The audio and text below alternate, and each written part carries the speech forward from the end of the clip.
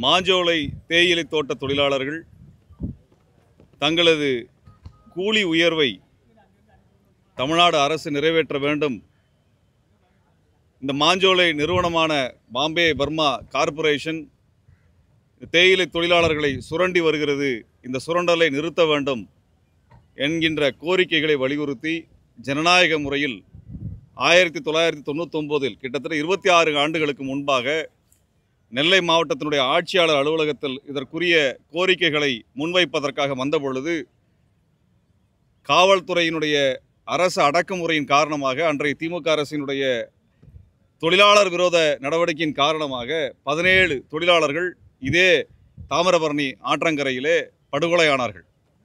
அவர்களுக்கு மரியாதை செலுத்தும் விதமாக தமிழர் ஆட்சி கழகத்தினுடைய மரியாதைக்குரிய தலைவர் தோழர் எஸ்.ஆர். பாண்டியன் அவர்கள் தலைமையிலே விடுதலை தமிழ் புலிகள் கட்சியினுடைய மரியாதைக்குரிய தோழர் குடந்தை அரசன் மற்றும் சேனை தலைவர் கட்சியினுடைய முத்து விஜயன் அவர்கள் அனைவரும் இணைந்து இங்கே இவர்களுக்கான இந்த ஈகியர்களுக்கான மரியாதை செலுத்துவதற்காக இங்கே திரண்டிருக்கின்றோம்.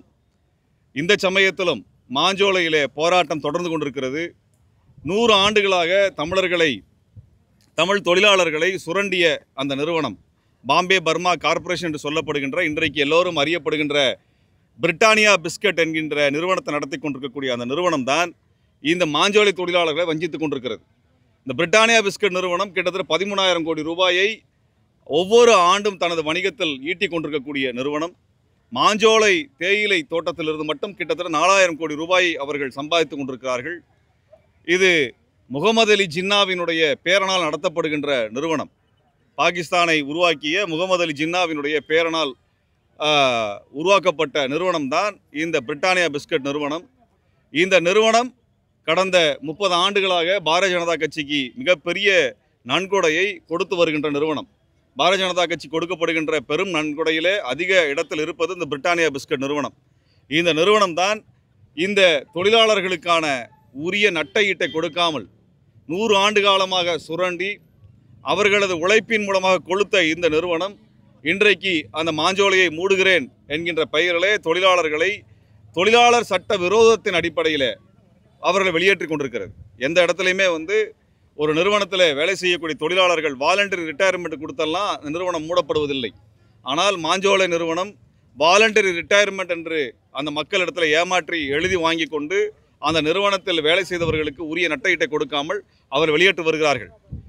கிட்டத்தட்ட ஒரு ஆண்டுக்கு 100 நாட்கள் வேலை நாட்கள் என்கின்ற விகிதத்தில் சம்பளத்தை அவர்கள் வேலை செய்த காலம் முழுவதும் கணக்கிட்டு கொடுக்க வேண்டும். அப்படியாக பார்த்தோம் என்றால் அந்த மாஞ்சோலை தொழிலாளர்களுக்கு குறைந்தபட்சம் 30 to 50 லட்சம் ரூபாய் நட்டையீடு கொடுக்கப்பட வேண்டும்.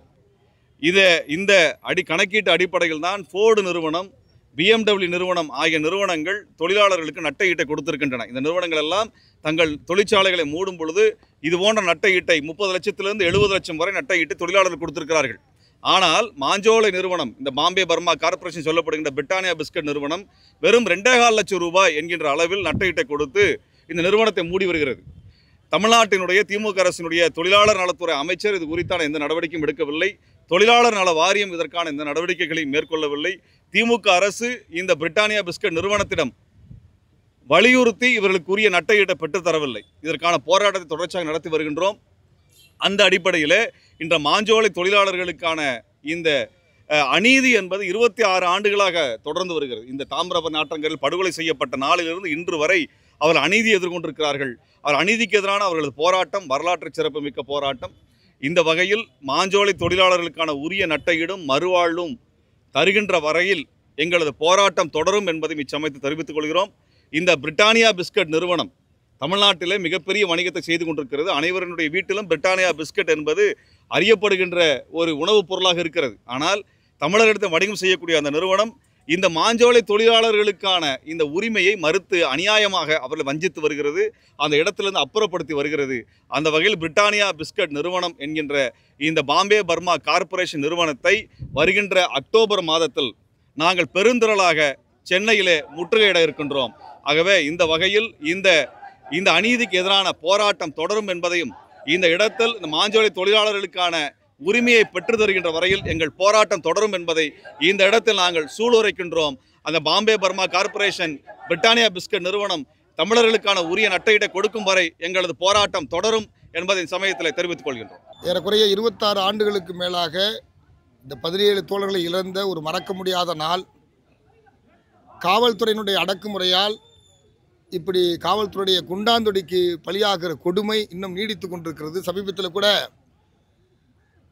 அஜித்குமார் என்கிற ஒருவரை அடித்து கொண்ட சம்பவம் இருக்கிறது. 24 பேர் இதுவரை பதிவு செய்யப்பட்டிருக்கிறது. இன்னும் பதிவு செய்யப்படாத காவல்துறையினால் நடத்தப்பட்ட படுகொலைகள் ஏராளமாக இருக்கும் என்று சொல்லப்படுகிறது. எனவே தமிழ்நாடு அரசு, காவல்துறை இதுபோன்ற நடவடிக்கைகளுக்கு இடம் கொடுக்காமல் உரிய அனுபவமும் பயிற்சியும் அவர்களுக்கு கொடுக்கப்பட வேண்டும் என்பதை இந்த நேரத்திலே சொல்லிக்கொள்ள கடமைப்பட்டோம். வீர வணக்க அஞ்சலி செலுத்துகிற நேரத்தில் கூட காவல்துறையை ஒழுங்குபடுத்துகிறோம் என்கிற அடிப்படையில் கூட பல்வேறு நெருக்கடிகள் அவர்களே உருவாக்குவதை கூட மாவட்ட காவல் கண்காணிப்பாளரும் கமிஷனரும் உரிய நடவடிக்கை எடுக்க வேண்டும் என்று இந்த நேரத்தில் அரசுக்கு நாங்கள் கோரிக்கையாக முன்வைக்கிறோம்.